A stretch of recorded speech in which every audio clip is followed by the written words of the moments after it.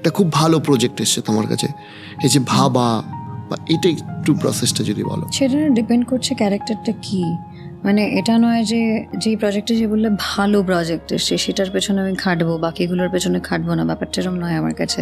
ব্যাপারটা হচ্ছে সবকটা ইম্পর্টেন্ট ইকুয়ালি। যেই ক্যারেক্টারের জন্য মনে হয় যে না এটা আমাকে এক্সট্রা কিছু এফোর্ট দিতে হবে, সেটা একরকম এফোর্ট দিই। আর যেটাতে মনে হয় যে না এইটা হয়তো স্ক্রিপ্টের উপর ডিপেন্ড করলে চলবে, সেটা ক্যারেক্টারের উপর অ্যাবসলিউটলি ডিপেন্ড করছে, প্লাস স্ক্রিপ্ট।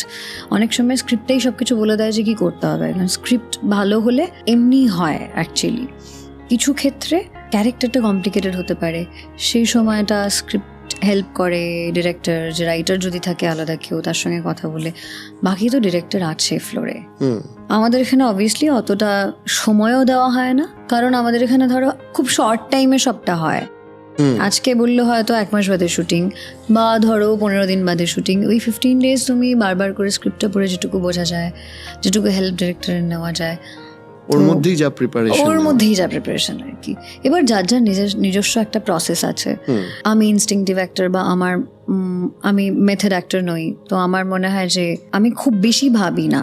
আমার মনে হয় খুব বেশি ভাবলে হয়তো সেটা মেকানিক্যাল হয়ে যেতে পারে, খুব বেশি রিহার্স না করলেই ভালো, এরকম মনে হয়। এবার দেখো আমার উপর কিছুই ডিপেন্ড করছে না ফ্লোরে যাওয়ার পর, যেমন ডিরেক্টর চাইবে। অবশ্যই।